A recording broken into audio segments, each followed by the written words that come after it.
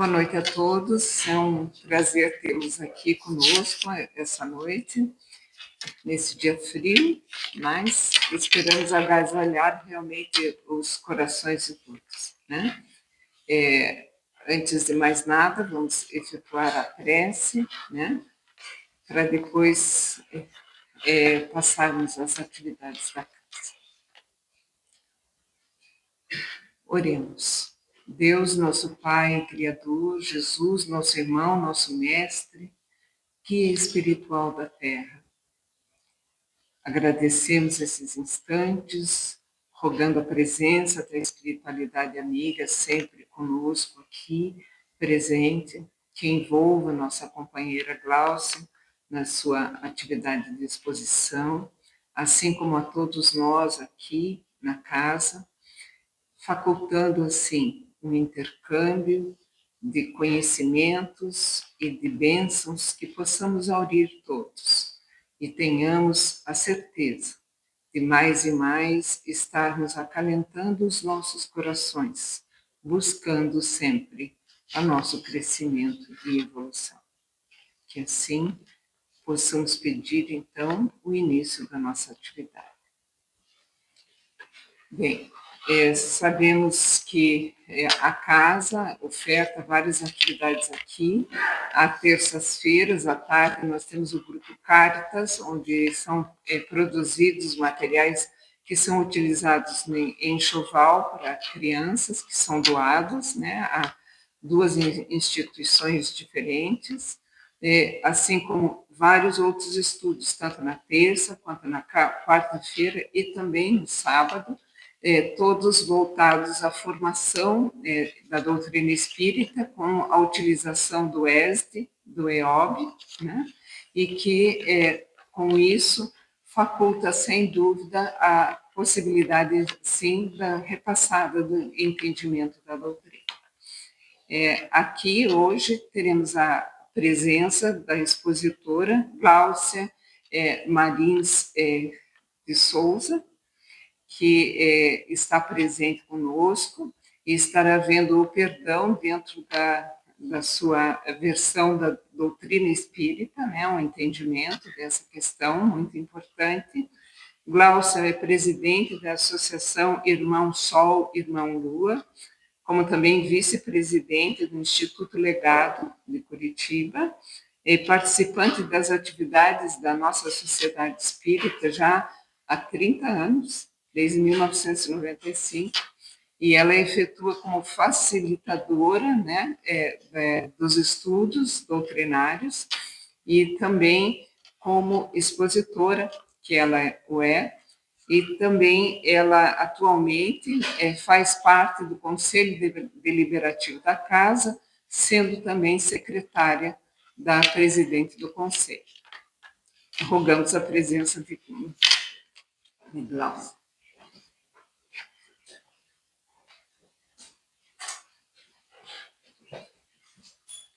Boa noite a todos. Que Jesus nos envolva no seu amor. Era um período bastante tumultuado. A Terra estava envolvida, segundo André Luiz, num dos livros da sua série, numa nuvem muito escura, muito turbulenta. Era o pré-guerra, pré-segunda guerra. O mundo havia passado pela Primeira Guerra Mundial e ela havia sido tão violenta que pensava-se que jamais veríamos outra guerra, que todos teriam aprendido. E, no entanto, em 1939, há o início da Segunda Guerra Mundial. E a história que vamos contar, ela começa aí. No dia 1º de setembro de 1939, as tropas alemãs invadiram o norte da Polônia. Logo em seguida, as tropas russas também entraram na Polônia e em dezembro de 1939 deflagrou-se a Segunda Guerra Mundial. Era um período terrível e que nos atrasou muito, inclusive, na evolução do nosso planeta e da nossa evolução espiritual e consciencial no planeta Terra. A espiritualidade estava empolvorosa, as colônias espirituais se uniram para receber todos os espíritos que eles sabiam que iam desencarnar de formas muito violentas, muito traumáticas e que precisavam de muita atenção na hora do seu desencarne. E na Áustria, numa cidade muito pequena, perto de Nuremberg, havia um campo de concentração chamado, se eu não me engano, Mauthausen.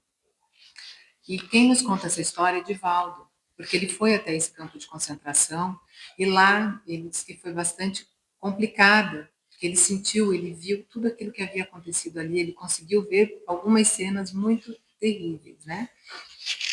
E ali nesse campo de concentração encontrava-se, era na Áustria, encontrava-se um austríaco chamado Simon Witzel. E Simon já tinha perdido todos os seus. A esposa, os filhos, todos haviam sido levados para a câmara de gás e apenas ele ainda estava, da família dele, tinha sobrevivido porque ele era um homem muito forte e estava trabalhando no hospital. Uma situação muito difícil, isso já em 1942, quando Hitler decretou que a solução para todos os problemas do planeta Terra era exterminar com todos os judeus que existissem no planeta. Então, no território alemão, qualquer território conquistado ou não alemão, os judeus deviam ser exterminados. E Witzel, então, Simon estava na reconstrução do hospital, dentro do campo de concentração, que atendia os alemães feridos de guerra. E certa feita, uma enfermeira chega até ele e lhe diz que, de forma bastante grosseira, me acompanhe. E Simon foi seguindo atrás dela, passaram pelo cemitério onde os alemães eram enterrados e chamou-lhe a atenção a quantidade de girassóis, de passarinhos e de borboletas que havia naquele espaço, que separava o espaço, que era totalmente aniquilado, cheio de detritos, que era onde ficavam os prisioneiros, do espaço onde os alemães se encontravam, que era um espaço bonito, bem cuidado, bastante arrumado. Ele não conhecia esse lado do campo de concentração onde ele estava.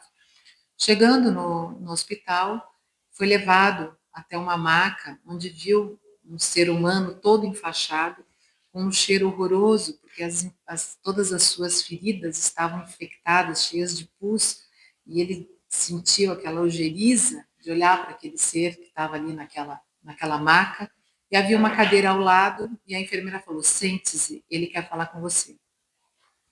E dentro daquela situação, ele se sentou, olhou com asco aquele ser humano que estava ali, e o jovem lhe perguntou, você é judeu? Você é realmente um judeu? Ele achou estranha a pergunta e falou assim, sim, eu sou um judeu. Ele falou assim, porque eu preciso muito falar com um judeu. Eu preciso muito que seja um judeu. Eu achei que não existissem mais judeus, achei que tínhamos acabado com todos os judeus. Você tem certeza que você é judeu? Sim, eu tenho certeza que sou judeu. E o jovem me disse, eu vim de uma família cristã. Fui educado a acreditar em Deus, em Jesus. E sempre fui à igreja com meus pais e sempre fui temeroso a Deus. Mas aos 15 anos, eu fui na praça com meus amigos escutar Hitler falar. E ele nos encantou com seu discurso. E nós éramos mais ou menos 50 mil jovens. E todos nós, uma semana depois, nos alistamos na rede hitleriana. Minha mãe ficou muito desapontada, chorou muito, me contou, me falou o quanto aquilo não era o que se esperava de um cristão, como aquelas atitudes de Hitler não eram atitudes cristãs, mas eu não quis ouvir. E isso eu tinha 15 anos. Aos 17 anos eu já entrei para as tropas especiais da SS e a partir dali todos os meus atos foram de homicídios horrorosos. O senhor não tem ideia de todas as atrocidades que eu cometi. Eu tenho 21 anos, falou ele. Uma bomba me destruiu. Eu vi minhas entranhas saindo, vi meus membros sendo decepados, mas não morri. Mas estou morrendo. E por isso eu preciso saber. O senhor é mesmo judeu? E Simon, escutando aquilo, falou, sim, eu sou judeu. E já estava toda essa descrição dele a respeito de como chegou a Hitler e tudo que Simon tinha passado, sua família tinha sido dizimada, aquilo foi lhe dando um desconforto muito grande. Ele não queria mais ouvir aquilo, ele queria ir embora, tinha desprezo por aquele rapaz que estava ali, por todos aqueles que estavam ali. E o rapaz lhe disse: eu matei muitos judeus, mas teve um especial. Um dia, nosso comandante de tropa nos levou a uma cidade de 300 habitantes. Juntou todos esses habitantes na praça, depois procurou uma casa, havia ali uma casa de madeira com 3 andares, e fomos enfiando essas 300 pessoas dentro dessa casa de madeira, jogamos gasolina ao redor dela e tacamos fogo. E vimos aquelas pessoas desesperadas sendo queimadas vivas, aquele odor de carne queimada subindo pelas minhas narinas, as pessoas subindo nos andares e se jogando do terceiro andar, achando que escapariam das chamas, e a tropa toda com os fuzis esperando que cada um que se jogasse era um tiro que não se podia perder. Só que, em determinado momento, um menino de 8 anos apareceu na janela e olhou para mim, nos meus olhos, como me pedindo compaixão, como me pedindo para que lhe salvasse. E eu estagnei. E na hora que ele se jogou, eu atirei e eu o matei. E eu não consigo esquecer essa cena. Eu não consigo me perdoar por essa cena, não consigo me perdoar por tudo que fiz. E eu gostaria de pedir perdão ao judeu. Gostaria que o Senhor avisasse minha mãe de que eu voltei a crer em Deus, em Cristo, que me arrependo de tudo que fiz e que precisava muito que um judeu me perdoasse. O Senhor me perdoa? Simon, escutando tudo aquilo, aquela descrição que lhe foi dada com muitos detalhes, saiu dali, virou as costas, voltou para o hospital, enojado. Não conseguia perdoar. E aí eu lhes pergunto: vocês conseguiriam perdoar? Porque o perdão, ele tem muitas facetas.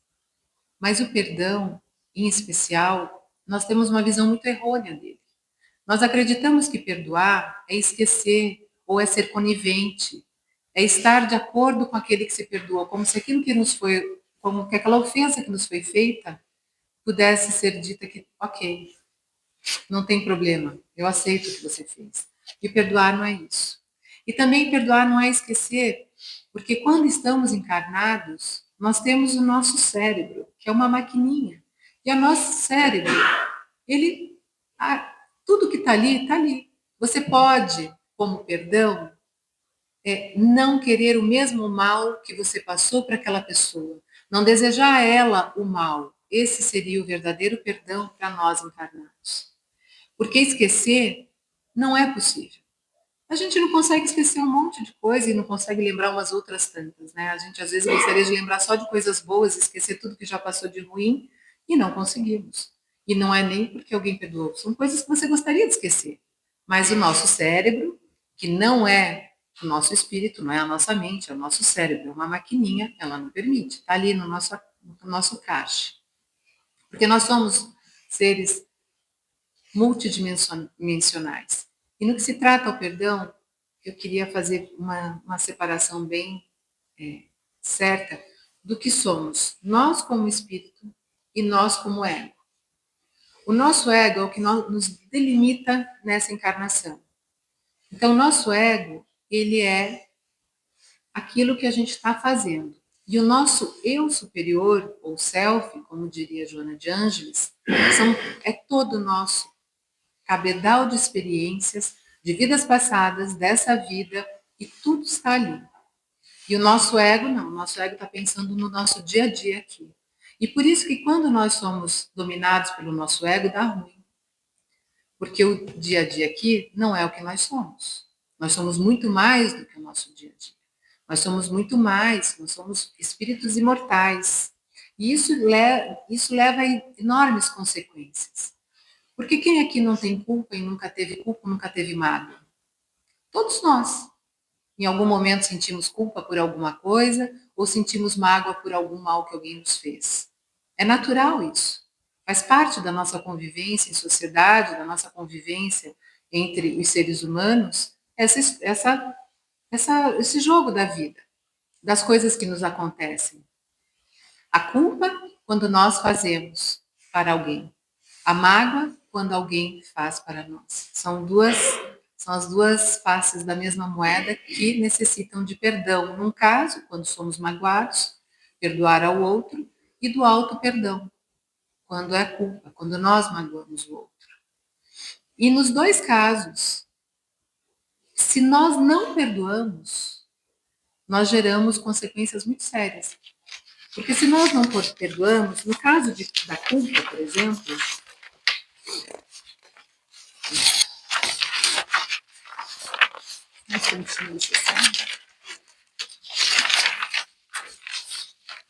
no caso da culpa, por exemplo, nós podemos gerar o remorso.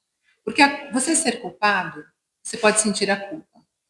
Mas a partir do momento que você percebe que errou, o que é o certo a fazer é se desculpar, pedir desculpa. Se o outro perdoa ou não, eu sempre falei, é um problema do outro. Mas você sentiu que aquilo não foi certo, foi lá e pediu perdão.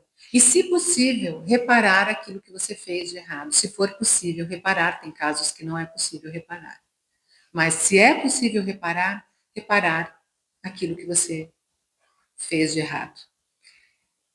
Se você não dá esse passo, no caso da culpa, você gera um remorso. O remorso já é uma emoção tóxica, porque ela fica ali. E esse sentimento de remorso, ele nos adoece. Da mesma forma que a mágoa. Quando alguém nos faz alguma coisa, e eu digo que daí nos dois casos depende só de nós, porque quando nós fizemos, a gente vai lá e tenta reparar, se o outro não aceita é um outro problema, mas você está lá tentando reparar, e você tira isso dentro de você, sabendo que você errou e que não vai fazer de novo daquela forma. No caso da mágoa, que é quando o outro faz, aí é o dormindo com o inimigo. Porque se você não perdoa aquela pessoa e entende que ela pode estar num mau momento, não vê ela como um outro ser, também com seus problemas, caminhando no mesmo trajeto que você, porque todos nós, gente, queremos ser felizes. Às vezes, a gente escolhe o caminho mais difícil, mas a ideia é que todos sejamos felizes. E aí você vai caminhando por essa linha de não perdoar, e você dorme todo dia com aquela pessoa na cabeça. Então eu digo que você dorme comigo, que você não gosta daquela pessoa e você fica com ela perto de você, dentro de você, gerando um problema muito, muito grave, que é o rancor. Então você começa a sentir rancor por aquela pessoa, um sentimento também tóxico. E tanto no caso da culpa, quanto no caso da mágoa, esses sentimentos, quando muito prolongados, eles têm a sua consequência, né? Que no caso do remorso é a autopunição. Você quer se punir por aquilo, você não se perdoou, você acha que você não é digno nem de estar ali. E no caso da mágoa, é a vingança. Como eu vou me vingar dessa pessoa? E tanto num caso como no outro, a gente entra numa disfunção psicológica, biopsico, que leva num caso, pode te levar ao suicídio, a pessoa entra em depressão, no caso da culpa, e no outro caso, isso nos limites, né? E no outro caso, leva ao homicídio, quando você quer acabar com o outro. Então, tudo isso sai lá de cima, da culpa e da mágoa, que vão gerando, que se não forem dissolvidas ali, vão gerando as suas consequências, e essas consequências graves que eu digo, hoje elas têm se acentuado. O número de pessoas com depressão, e a depressão vem muito da mágoa e da culpa, nos dois casos isso pode gerar uma depressão, onde você começa a viver com esse sentimento em desordem, desordenado, e você vai modificando o seu perispírito e o seu corpo junto. E aí, quando você diz, não, eu não produzo tal hormônio, eu não estou produzindo tal substância, ela não foi naquele tempinho. Você foi fazendo isso vagarosamente, o seu corpo foi descompensando. Porque nós somos eletromagnéticos, né? Nós somos energia. Quando a nossa energia ela vibra em harmonia, nada passa, nem bactéria. Dizem-nos os espíritos que se nós tivéssemos a capacidade de manter a energia, a nossa energia em vibração saudável, com bons pensamentos, em tempo integral, nós nunca adoeceríamos. E por isso que nos mundos de regeneração é tão raro ter-se doença. Mas nós, no mundo de provas e expiações, em que todo dia alguma coisa nos tira do sério, pode ser uma pequenininha coisa ou uma grande coisa, a gente nunca consegue manter essa harmonia. É natural, nós estamos aprendendo a conviver conosco mesmo, a nos desenvolver, é natural. Mas a gente tem que estar pensando, isso não pode durar muito tempo. Essas desarmonias, quando duram muito tempo, elas nos adoecem profundamente. Há uma pesquisa a respeito de câncer de mama que diz que 20% dos cânceres de mama são genéticos, são hereditários. E que 80% eles são psicossomáticos, ou seja, são das mágoas que nós guardamos porque cada órgão do nosso corpo está relacionado a alguns tipos de sentimento. Então, as mágoas que te pegam em sentimentos de amorosidade, de traição, vêm muito para o coração, vem para essa parte do nosso corpo. As raivas, as brigas, as ofensas vêm para o intestino, vêm para o nosso fígado. Então, a gente tem o medo, aquele medo recorrente, a infecção urinária, vai para o pulmão. Então, nós temos áreas, quando você estuda mais profundamente, aonde estão os focos de energia e aonde estão as doenças, você começa a perceber também aonde está o seu desequilíbrio. Então, se nós não resolvemos adequadamente essas mágoas e essas culpas, nós adoecemos. E como que você faz para então para conseguir perdoar mais? Eu costumo dizer que é assim, é proporcional. Quanto mais amor, mais você perdoa. Quanto menos amor, menos você consegue perdoar. É proporcional. Porque se alguém pisa no seu pé, num instantinho você esquece. O Alberto Almeida adora dar esse exemplo. Diz que se pisarem no seu pé, num instante você esquece. Pisou, não foi nada, tal. Se o seu sapato for novo, branco, um tênis novinho, e teu amigo pisar com o pé de lama, você já demora um pouco mais para perdoar. Vai ter que chegar em casa, tentar limpar o sapato, e você fica lá, quer um teu tênis novinho.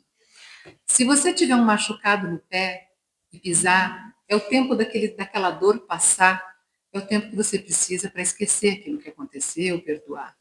Só que existem os grandes perdões. Os pequenininhos, a gente faz no dia a dia. É o nosso cotidiano. A gente está sempre perdoando. A gente tem os perdões que a gente dá fácil. Mas e os grandes perdões? E aqueles que realmente são os que nos adoecem? Esse exemplo que eu dei, essa história que eu contei, será que a gente conseguiria perdoar? Witzel escreveu um livro no final de sua vida, ele viveu 94 anos. Ele escreveu um livro chamado Sunflowers, Os Girassóis. Porque aquela cena dos girassóis no cemitério, quando ele foi falar com esse alemão que estava pedindo seu perdão, ficou gravado na sua alma muito profundamente. Quando acabou a guerra, ele foi um dos principais trabalhadores para ir buscar no mundo inteiro aqueles judeus que se refugiaram, inclusive aqueles que pegaram na Argentina, que esqueci o nome, né? que levaram anos para encontrar na Argentina. Então, encontrou na Argentina, no Brasil, no Paraguai, encontraram em vários lugares e eles levaram todos para que fossem julgados. Julgamento que, diz ele, eles não tiveram oportunidade de ter. E aí ele foi trabalhando nisso, e quando estava perto do seu leito de morte, ele resolveu escrever um livro. E quando termina o livro, ele fala: será que eu deveria ter perdoado? O que seria a minha vida se eu tivesse perdoado? Porque eu vivi a vida inteira atrás dessa vingança, dessa história incomodado sempre com isso, porque foi muito forte. A gente pode julgar? Não pode, porque são fatos muito pesados e cada um tem a sua forma de lidar com eles. Mas o que nós podemos dizer é que, dentro da doutrina espírita, e aí é que entra algumas agravantes e algumas atenuantes, a gente pode colocar dessa forma, é que aquilo que você não resolver encarnado com aqueles que você teve alguma desavença, você vai levar para outra vida. Porque as coisas sérias você leva para outra vida. Então, são dois pensamentos que a gente tem que ter. Um é, a gente quer ter que dar de cara com essas pessoas de novo na outra vida. Então, se não fosse, né, por amor, pelo menos por inteligência, né, será que não seria mais cordato tentar organizar aquilo de uma forma que fosse suportável e, e, e partindo do princípio que o perdão não requer o esquecimento, porque o esquecimento ele só vai vir depois de muito tempo. Tem coisas que durante uma vida você consegue esquecer. Tem coisas que você leva algumas encarnações para esquecer, de tão fortes que foram. Mas que você não precisa levar de forma a ter que resgatar. Porque o resgate é muito difícil. Então, quando Jesus dizia, reconcilia-te com teu inimigo enquanto caminhas com ele, ele queria dizer exatamente isso. Reconcilia-te com teu inimigo enquanto vocês estão aqui encarnados, juntos. Porque se você tem um inimigo encarnado, você sabe onde ele está, aí você consegue ir lá, conversar com ele, tentar ajeitar a situação. Se ele desencarna, isso pode gerar tanta coisa, gente. Pode gerar obsessão, dele ficar no teu pé.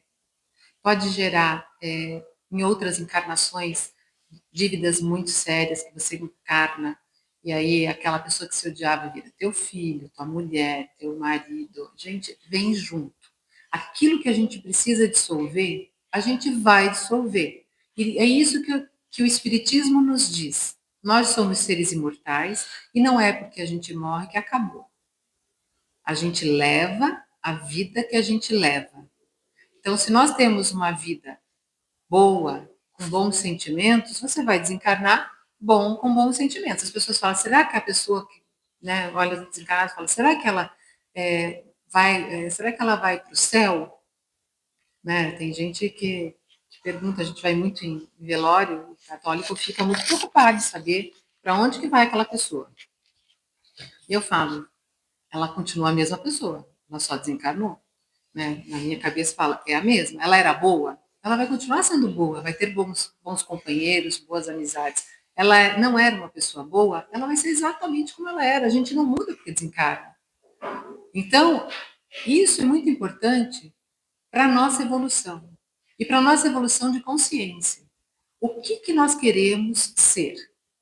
O que nós queremos levar para o outro dali para frente? O que nós queremos ter? Porque nós somos herdeiros de nós mesmos. A Joana de Ângeles fala isso de forma muito linda. Nós somos herdeiros de nós mesmos. Nós estamos aqui produzindo o nosso futuro. Aquilo que nós estamos trabalhando aqui é o nosso futuro. Estamos trabalhando no amor, nosso futuro vai ser de amor. Estamos trabalhando em prejudicar os outros, em picuinhas, nosso futuro vai ser bastante desagradável. Então, nós somos herdeiros de nós mesmos. Dentro disso, somente nós, cada um de nós, pode trabalhar por cada um de nós. Eu não posso trabalhar pelo meu marido, que eu amo muito, mas eu não posso fazer nada por ele que não seja ele mesmo, se ele não quiser. A gente pode trabalhar juntos, né? A gente sempre tenta estar melhor juntos. Mas se eu não quiser fazer nada e ele vai fazendo as coisas boas e eu fico estagnada, eu fico estagnada. E não é fazer o mal, porque a gente não volta para trás. Mas se você também não faz o bem, todo o bem que você pode fazer com o conhecimento que você tem, então cada um de nós que estamos aqui sentados nessa sala, nós já sabemos que nós somos seres imortais. Nós já sabemos que nós somos herdeiros de nós mesmos. Nós já sabemos que a gente tem que desenvolver o amor em nós, que essa é a nossa maior obrigação. É aumentar o nível da nossa amorosidade. É tratar, enxergar no outro um irmão de caminhada. Por quê? Porque nós somos todos irmãos mesmos. Hoje eu estou aqui como esposa, amanhã eu posso estar como irmã de qualquer um de vocês, a gente pode estar em situações diferentes. Nós estamos juntos dentro da mesma jornada. E, ao mesmo tempo que isso é muito lindo, porque eu acho isso é a coisa mais linda, ou seja, o nosso destino depende de nós. Depende da forma como a gente quer ser, como a gente quer viver. E isso influi muito o perdão, porque o nosso mundo hoje é um mundo que precisa de muito perdão. As pessoas precisam aprender a perdoar. As pessoas ficam muito egoístas dentro do seu ciclo, do seu mundo. A gente fala em bolhas, né?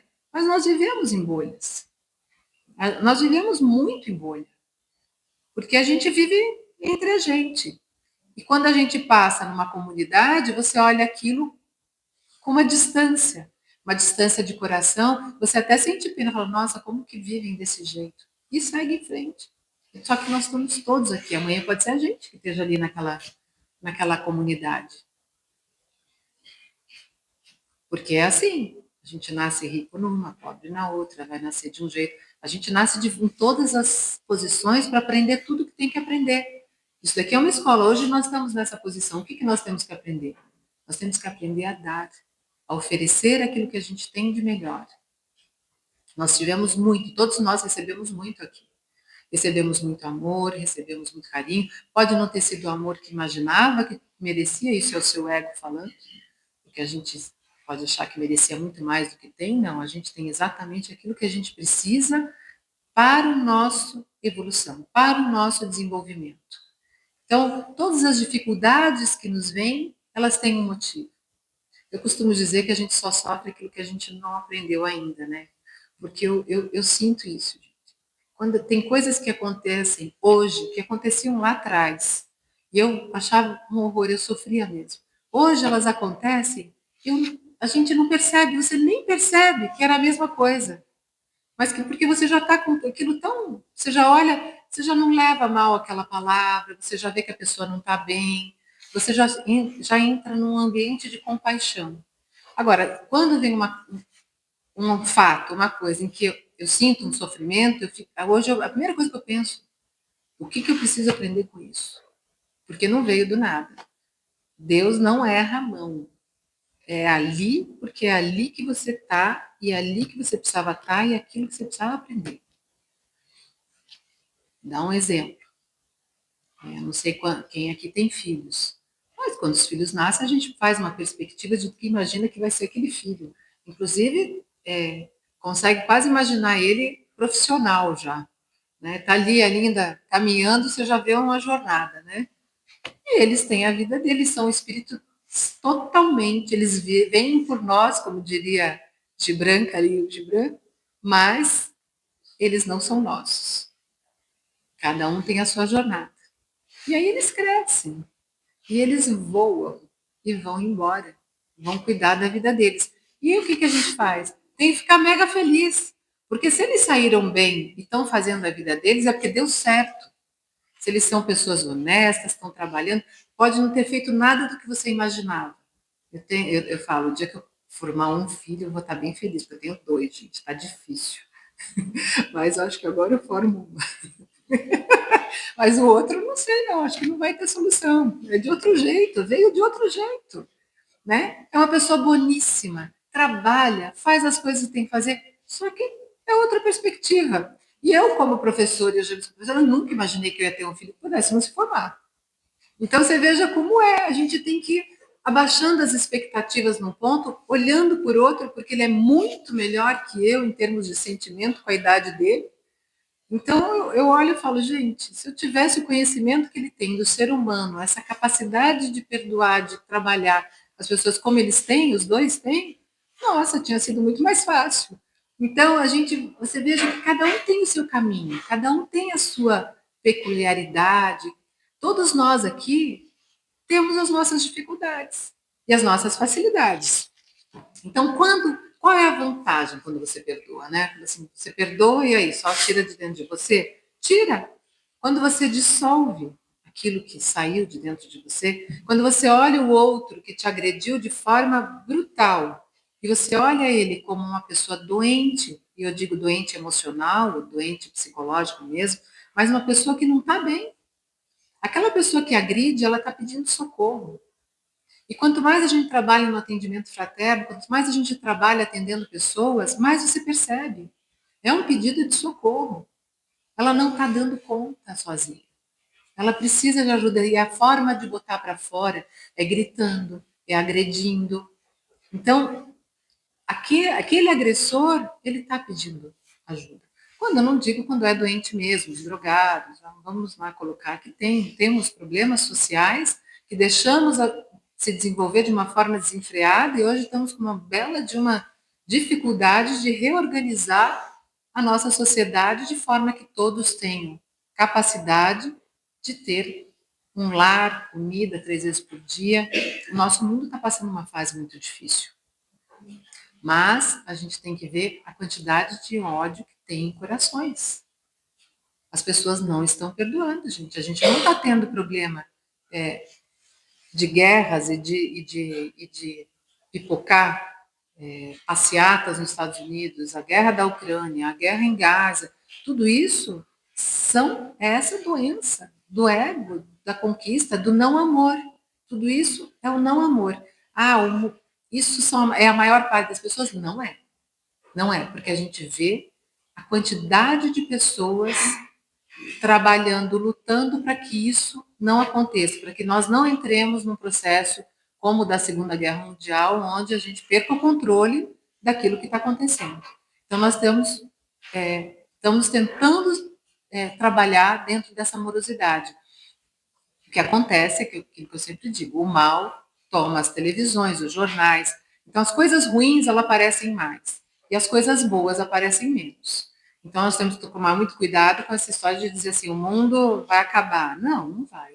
Nós somos 8 bilhões de habitantes e, com certeza, a maior parte da população do planeta Terra é gente boa. Né? Não são pessoas que não têm amor no coração. Mas nós também sabemos que nós estamos passando por um mundo de regeneração e que essa fase que nós estamos passando é aquela fase da chance para esses espíritos que estavam lá no umbral poderem reencarnar, tentarem se sensibilizar para que possam continuar no planeta Terra. E muitos não continuarão, porque o planeta Terra vai ser um planeta de regeneração onde o amor vai ser superior ao mal. Isso a gente já sabe, óbvio que não é amanhã. Não sei se veremos, mas a gente já vê a transição. Nós temos movimentos de muito amor e movimentos ainda de muito ódio. Então, nós ainda estamos nesse mundo de provas e expiação tentando nos posicionar na amorosidade. Só que quando nós pensamos que cada um de nós é responsável por essa amorosidade e que cada vez que a gente lança uma oração, essa é uma outra palestra, né, da oração. A oração, gente, tem um poder energético enorme de dissolução dessa escuridão da psicosfera. Dizem-nos os espíritos que de fora do planeta Terra, eles sabem onde estão, as pessoas estão juntas orando. Porque onde estão juntas orando é um feixe de luz. Então, conseguem ver os fechinhos de luz pelo planeta. E esses fechinhos de luz, é onde começa a iluminar o nosso planeta.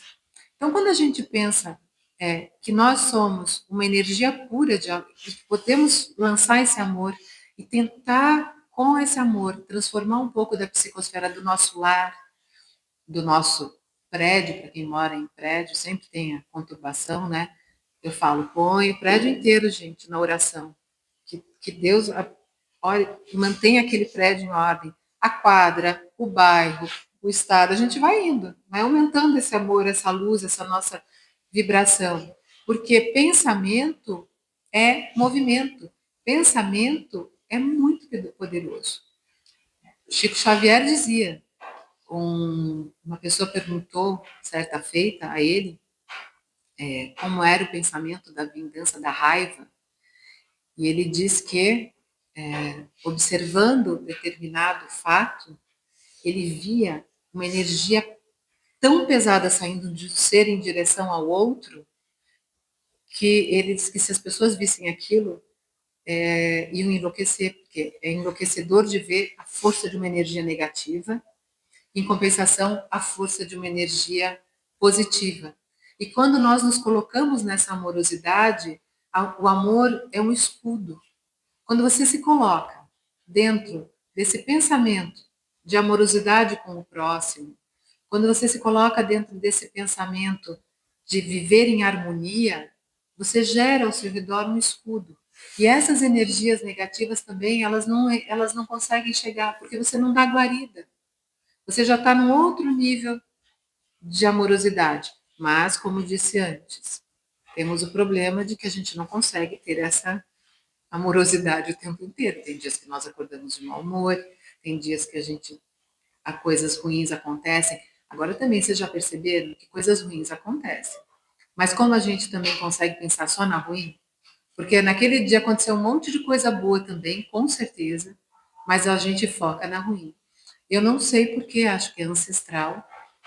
A gente já passou por tanta coisa, né, que veio vindo de ruim nas nossas encarnações, né, movimentos muito brutais, que a gente tem ainda uma fixação naquilo que é ruim. E a gente precisa trocar essa chavinha. Então, como é que se faz isso, né? À noite. Quando você vai deitar, você lembra de todas as coisas boas daquele dia, começando que você levantou, né? Você acordou, conseguiu acordar, não morreu de noite. E aí é bom quando dorme pedir para que o anjo da guarda fique sempre do teu lado, porque se você for, pelo menos o anjo está ali, né? Você fala, fica aqui enquanto eu estou dormindo, me leva junto. Então, essa dissolução da, da, da, daquilo, então, por exemplo, quando então a culpa, sentimos culpa porque fizemos um ato impensado, que precisaria do perdão do outro. Se você vai lá e pede perdão e outro te entende, você sai aliviado na hora. Se o outro não entende, não fique bravo porque ele não entendeu. Você simplesmente fala, foi de coração, eu não vou fazer mais. Esquece aquele ser, gente. Não se vincule àquilo que não é positivo, que não faz bem. Você pode perdoar uma pessoa por um mal que ela te fez, você não precisa ser amiga dela. Você só não precisa não desejar mal a ela. É básico, é isso. Você não é tão difícil assim nas coisas do nosso dia a dia. É mais difícil quando assassinam um teu filho. Quando seu filho morre num momento muito difícil. Para uma mãe, isso é muito difícil. Mas nós espíritas temos que entender. Você pode não ficar feliz, obviamente você não vai ser feliz da mesma forma. Há uma ruptura interna. Nós somos seres muito emocionais, mas você tem que entender que nada acontece sem que Deus permita. E isso, dentro do espiritismo, ele vem com uma noção que não é uma fé pura, é uma fé raciocinada. Você não sabe o que aconteceu lá atrás.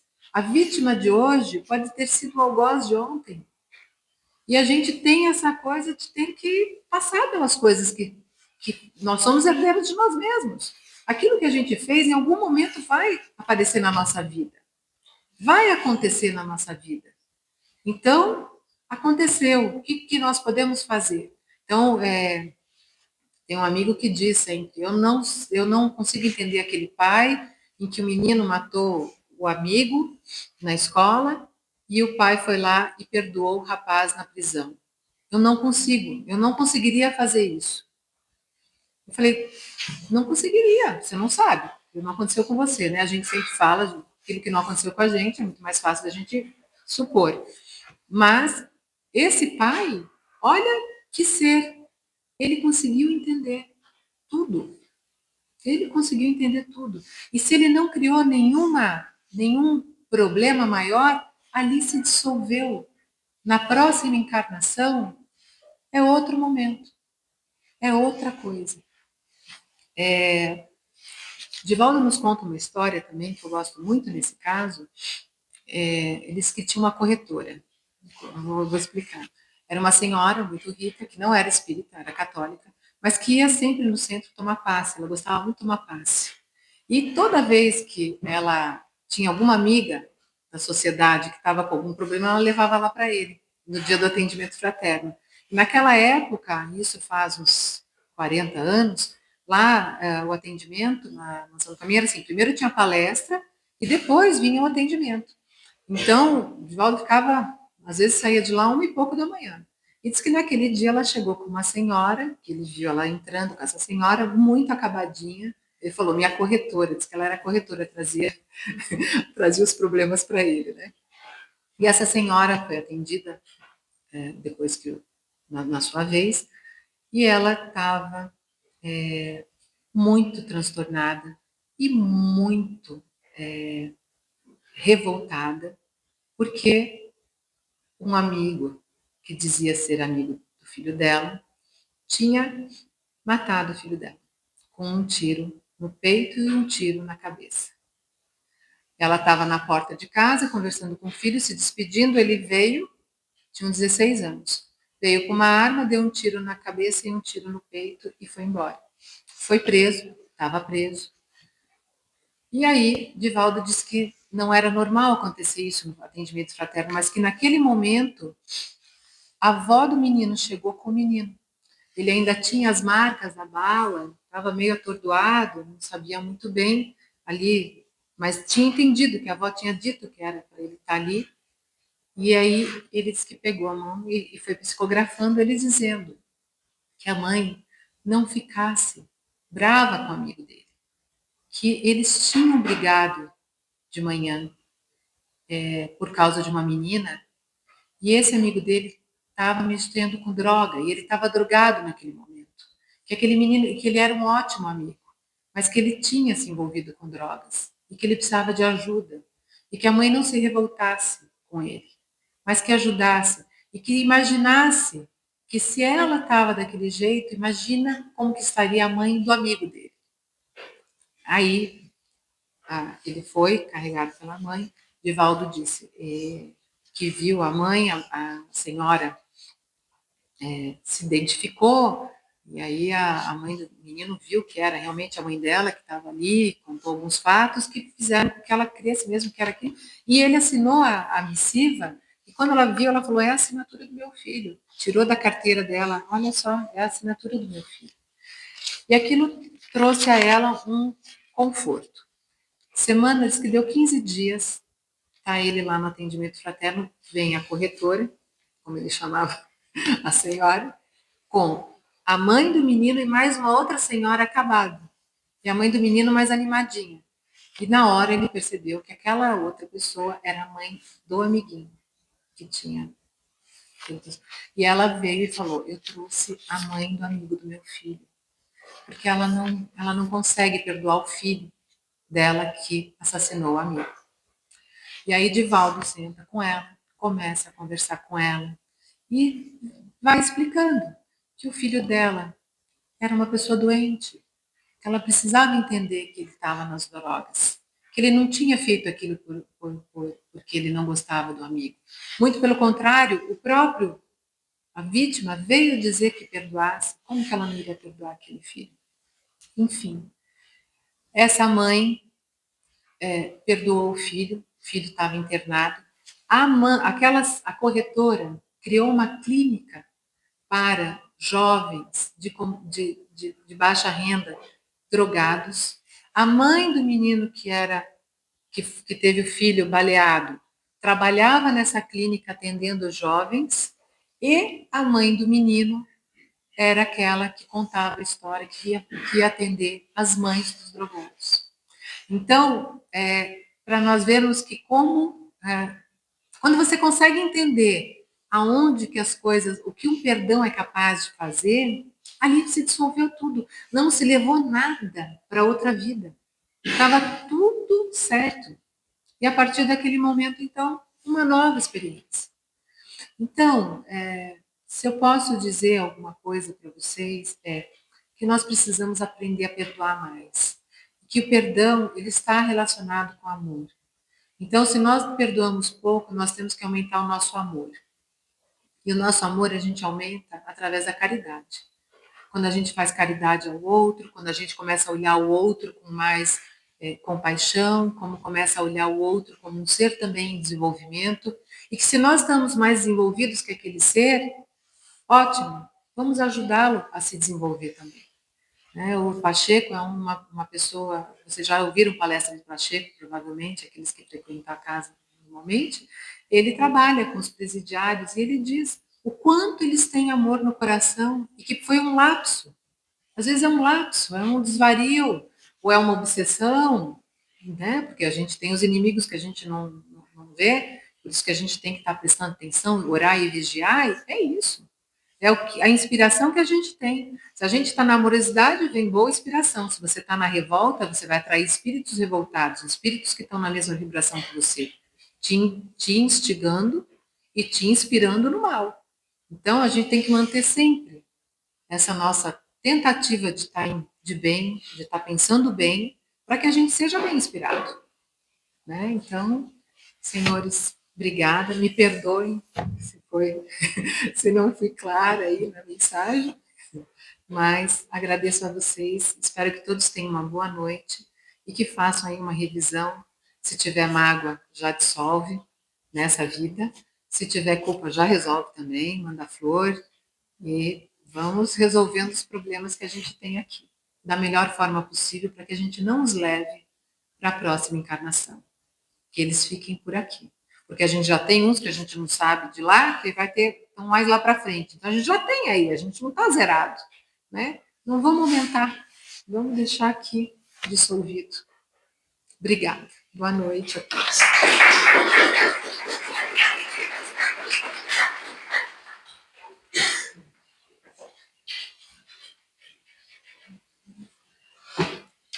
Muito obrigada, Glaucia, pelas palavras, né? Sempre é muito importante falar sobre perdão trabalhando os nossos sentimentos, as nossas emoções, ainda aqui, né? Para que não levemos como uma carga que vai chegar em um determinado momento da nossa trajetória de encarnações.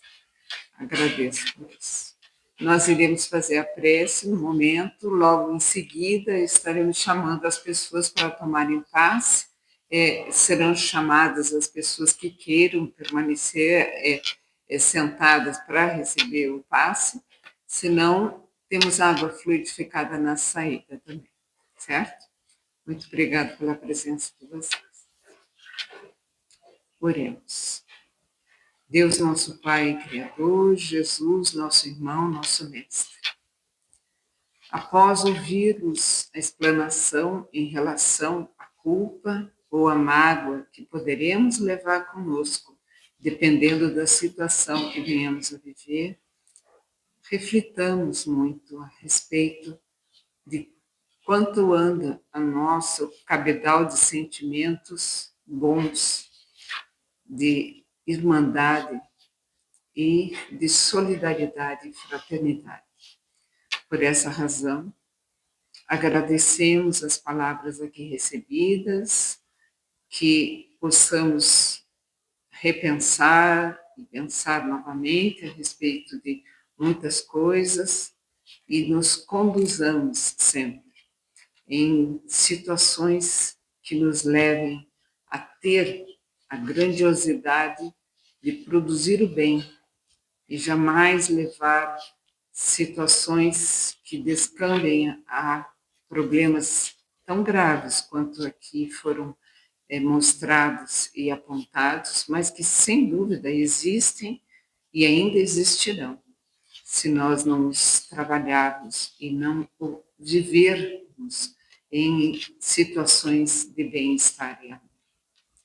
Por isso, rogamos à espiritualidade que nos acompanhe durante essa semana toda e estaremos aqui, sempre à disposição e à recepção de mensagens que nos tragam o alento e o direcionamento correto. Que assim seja.